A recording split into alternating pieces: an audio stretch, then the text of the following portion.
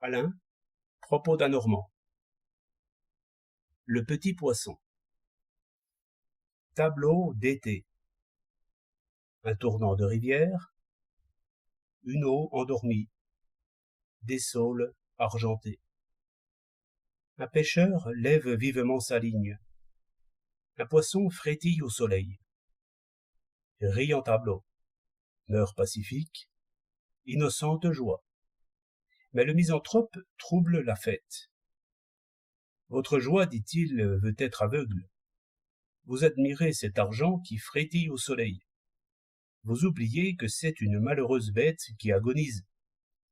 Au diable les cœurs sensibles, répondit le philanthrope. La vie serait impossible si l'on vous écoutait. Faut-il que je pleure sur le tendre mouton pendant que je découpe une côtelette? Comment pourrais-je prendre un fiacre si je pense que le pauvre cheval était déjà à bout de force et à moitié mort de faim en sortant de l'écurie?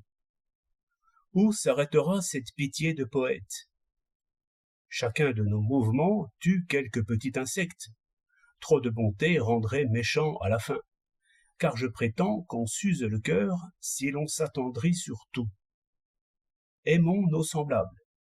Pour les autres souffrances, il est raisonnable de s'exercer à n'y point penser. C'est fort bien, dit l'élégante jeune femme, en ramenant sur ses épaules une écharpe à 1000 plis.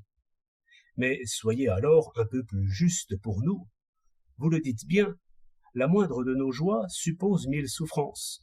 Cette écharpe a été brodée par de pauvres mains, ces broderies ont usé de pauvres yeux. Vous me faites de noirs tableaux avec les usines, les ateliers, les mansardes. Mais, quelle que soit votre éloquence, tout cela est bien en l'air et bien abstrait. Tout cela est bien froid, à côté de ce petit poisson qui saute sur l'herbe. Un chien qui a la patte écrasée et qui hurle me remuera toujours plus que tous vos discours. Vous dites bien qu'il faut cuirasser son cœur et ne pas pleurer sur le sort des chevaux. Et vous voulez que je pleure sur des ouvriers et des ouvrières que je n'ai jamais vus, que je ne connais point? Je ne suis point assez philosophe pour inventer des souffrances qui passent en vivacité celles que j'ai sous les yeux. Vos principes n'ont point la vertu d'ouvrir ou de fermer mon cœur. On ne peut vivre, dites-vous, si l'on ne ferme quelquefois les yeux. Eh bien, j'ai beau les ouvrir, je vois une écharpe et des broderies. Je ne vois point le métier ni l'aiguille. Je ne vois point la tisseuse ni la brodeuse. Pourquoi voulez-vous qu'après avoir écarté des souffrances qui se montrent, j'aille chercher des souffrances qui se cachent? La vie est faite de façon que le riche voit des chevaux et non des hommes attelés à sa voiture. Tout est organisé pour nous guérir de la pitié. Vous ne risquez rien à faire des serments. Votre philanthropie frétille en vain, comme ce poisson au soleil. 11 juillet 1908.